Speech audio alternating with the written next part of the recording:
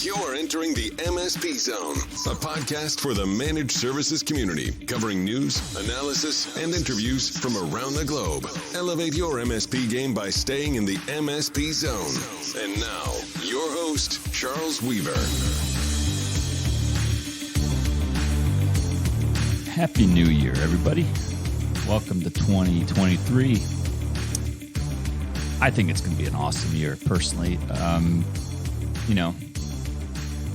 We got some issues financially, stock market, but, I'm not even be brought down by that stuff. That's going to sort itself out one way or the other. I'm feeling really good about the year 2023 and what MSPs are going to be doing this year, because I just think, and I've been a fairly optimistic guy about the managed services global market for a long time. Initially, right, some of you may say, well, duh.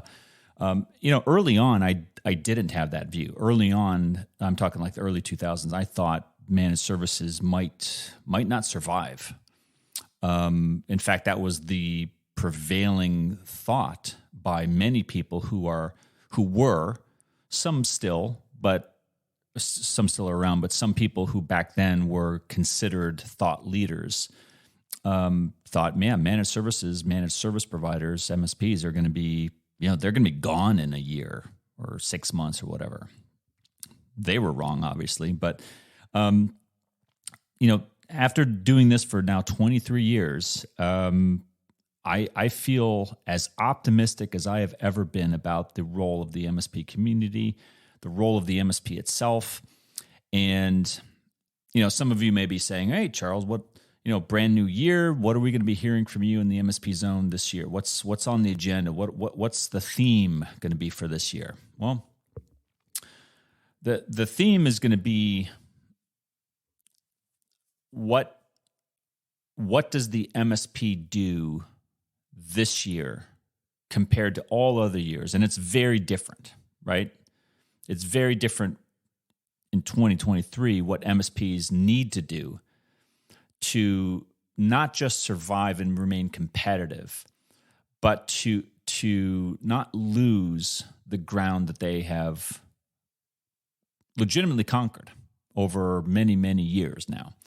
And part of that, and part of today's topic, is what to do with the issue of cyber.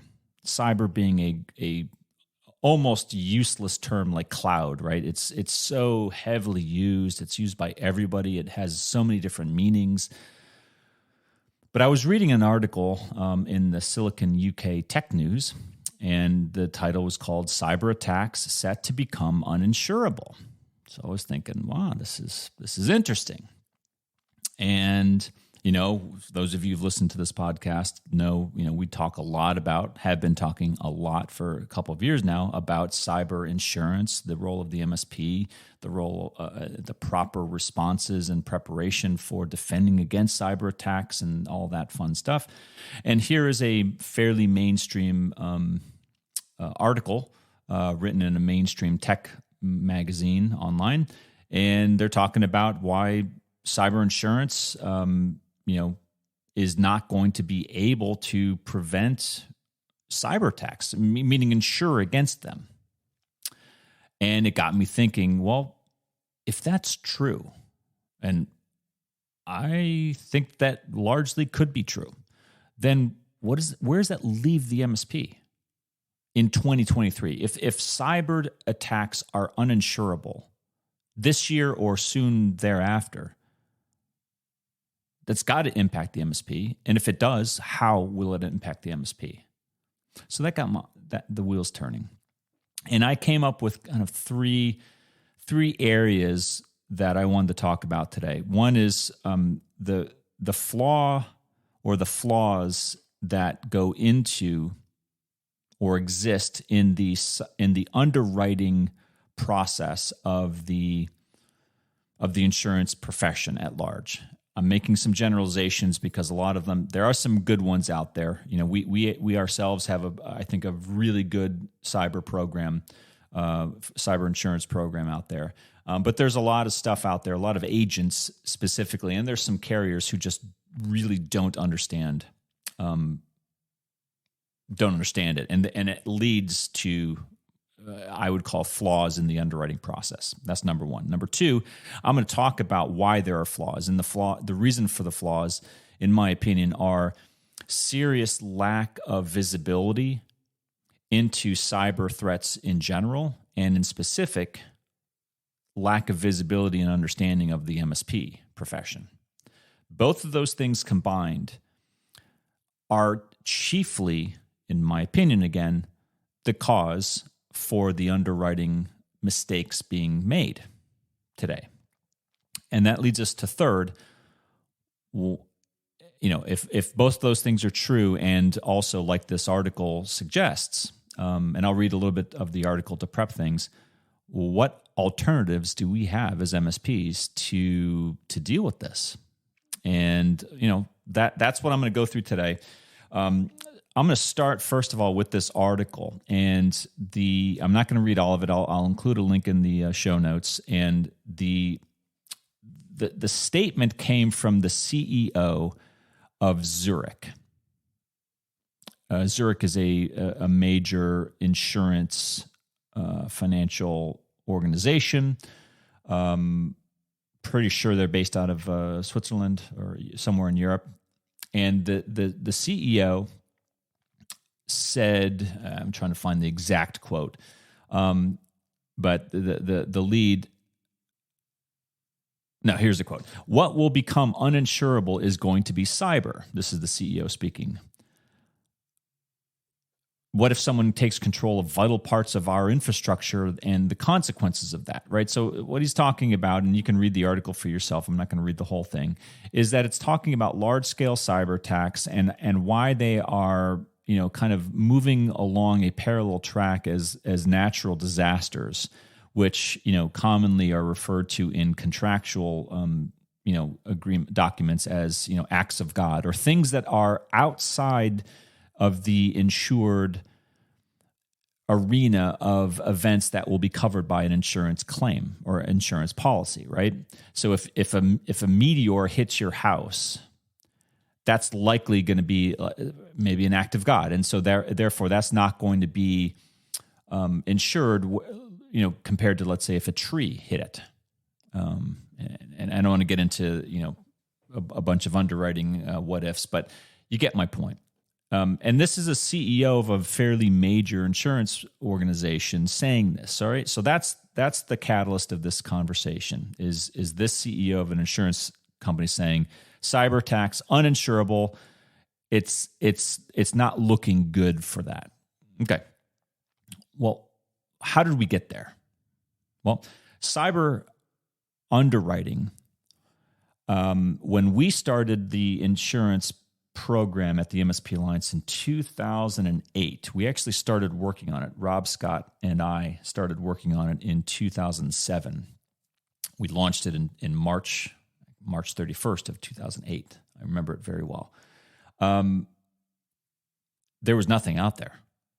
There were cyber, quote unquote, policies, but they were really rudimentary.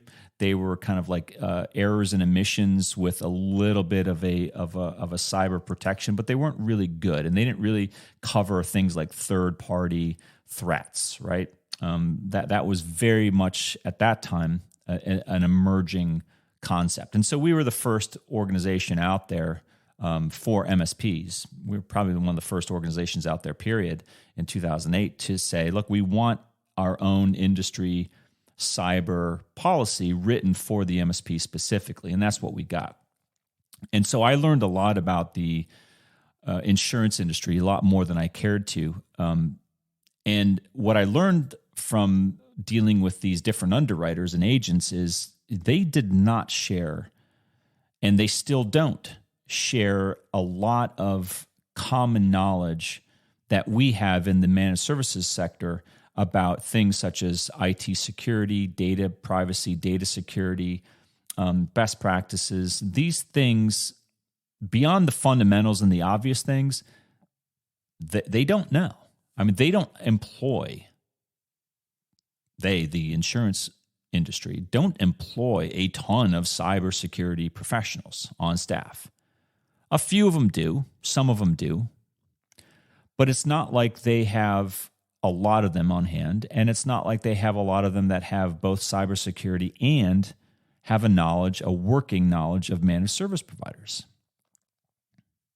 And so those two things, and others as well, but those two things in particular, create a mentality by the underwriter. This is the person or the department who goes through and says, I'm looking at an MSP application for insurance, and I'm going to analyze it, and I have to approve it or deny it. And then I have to assign a risk value to this MSP so that we can appropriately set the premium, right? So we can understand and protect ourselves financially by having the right premium to match the right policy customer.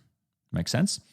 But if they don't understand the MSP and they don't have a fantastic working knowledge of cyber, specifically and in general, IT, how are they ever going to do this? Right? It is not like they are sitting on a mountain of data on cars, automobile sales, automobile driving patterns, accident reports, accident data, mortality data, hospitalization data, personal injury claims related to auto accidents. You get where I'm going. There's a wealth of information out there about the auto industry and driving in particular that allows companies to retrieve that data and say, oh, I have a 16-year-old who's looking to get insurance, and I have a 55-year-old who's looking to get insurance.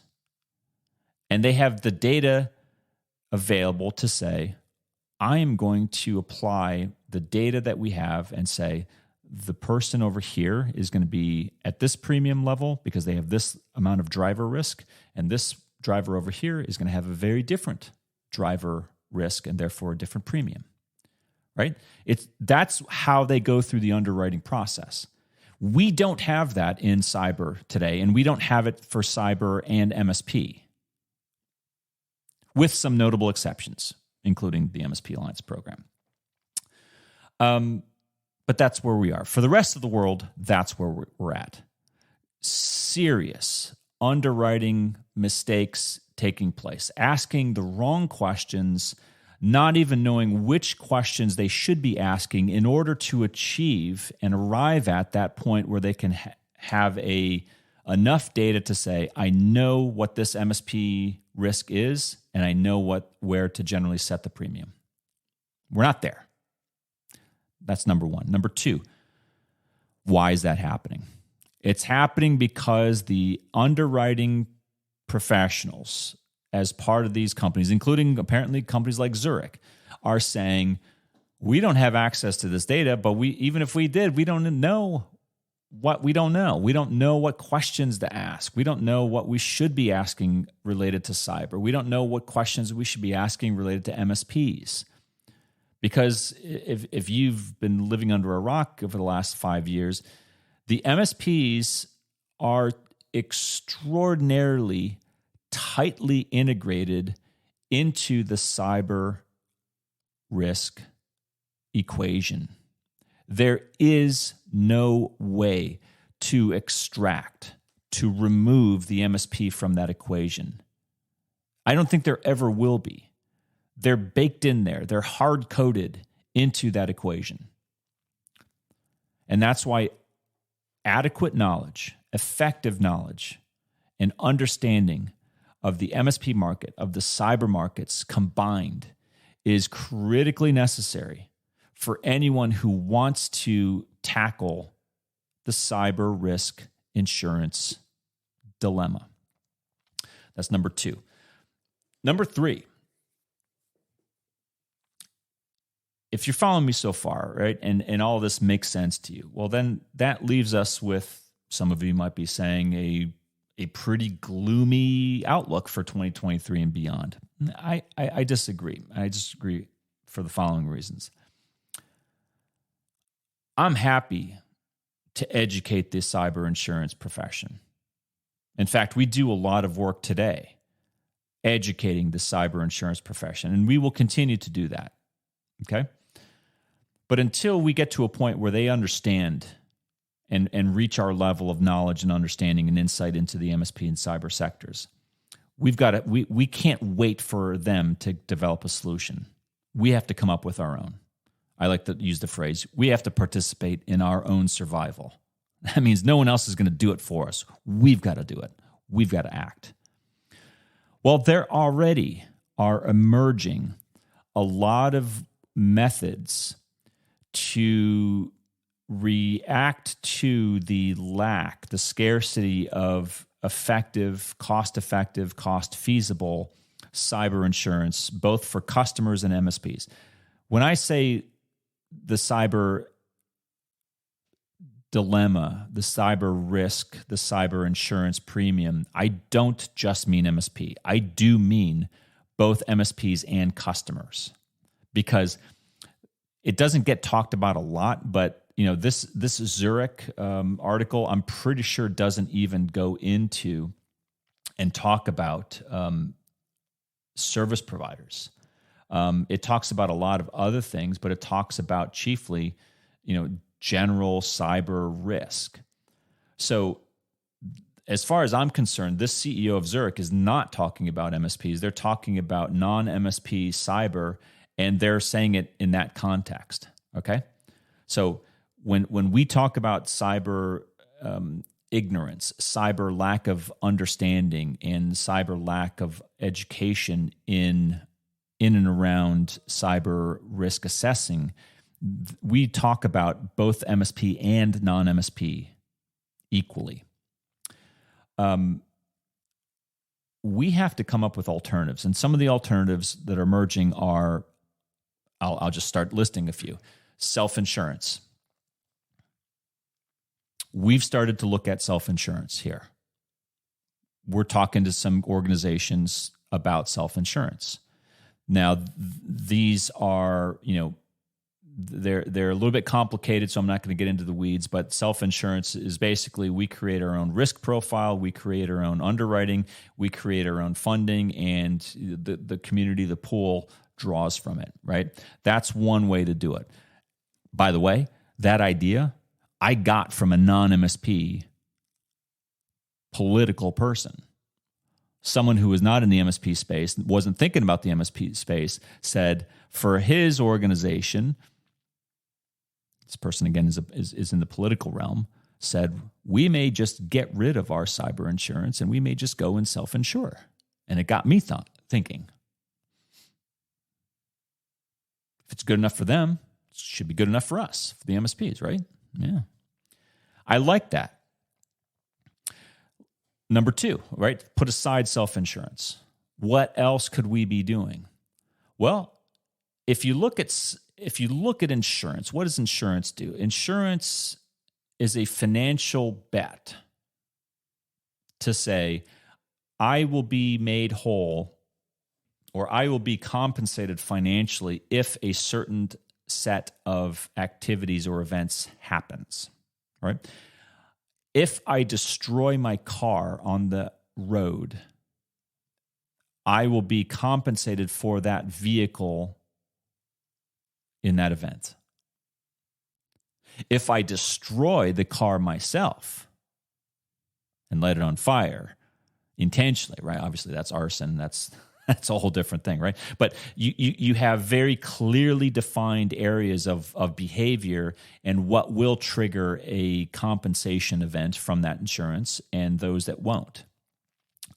That's no different. And we can certainly start to peel back the onion, so to speak, and protect and act against all those elements that would go into the underwriting process. Well, what do I mean by that? Okay. If you're an MSP and you start to say to a customer who says, oh, this is the customer, complaining to the MSP, I can't get cyber insurance protection. They won't give it to us because we can't demonstrate multi-factor authentication. We can't demonstrate that we back up our data and encrypt it. We can't demonstrate that we have a cyber policy that will take us through a ransomware or a cyber attack event. And the MSP could say very reasonably, well, customer, we can do all of those things for you. And while we can't compensate you and we won't act as an insurance policy for you, we can do the next best thing, which might even be better than that, which is to reasonably invest in your own IT and own cybersecurity in your organization. We can do it at a fraction of the cost that it would cost you to do it yourself.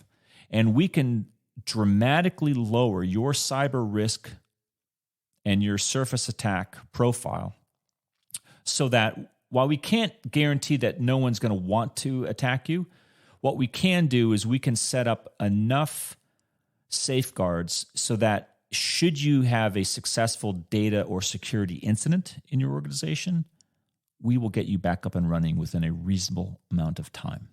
And that your financial losses will be either nil or minimal.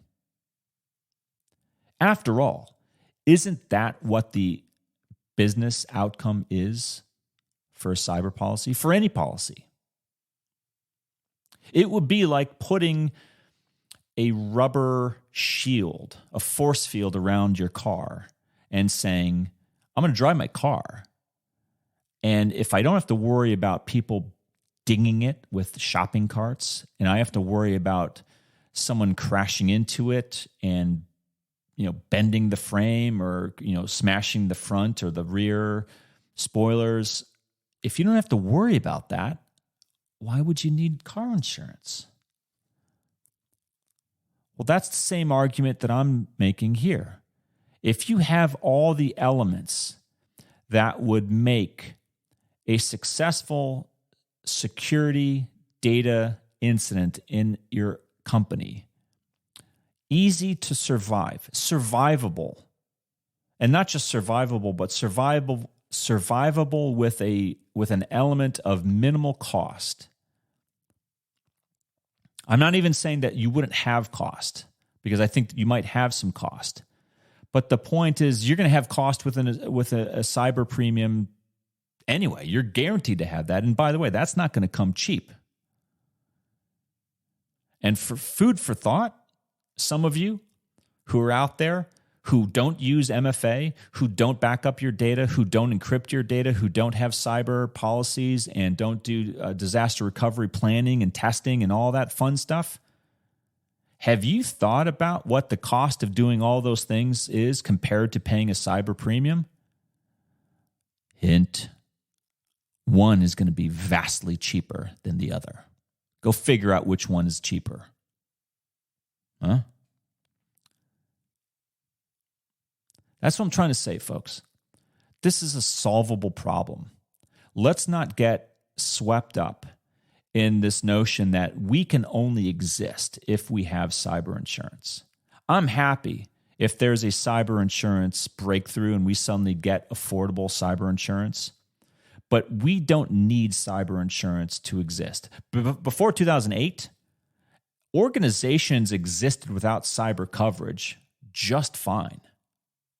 Now, granted, there weren't the same level of threats and same number of attacks and the same types of attacks. I get all that. But the world still rotated on its axis just fine before cyber ever was thought of. What we need to think about in 2023 is, if cyber really is uninsurable, what will you do in your MSP practice to not only help yourself, but help your customers make cyber threats less scary? I think that would be a fantastic New Year's resolution. I think that would be a fantastic addition to your business plan. I think it would be a welcome message and discussion from your customers. And if we could end 2023 having solved that problem, well, not a bad year at all in my book. Thanks for listening. If you enjoyed today's episode, please give us a like. Make sure you are subscribed to the podcast so you will get notified when future episodes are released. We will see you next time in the MSP Zone.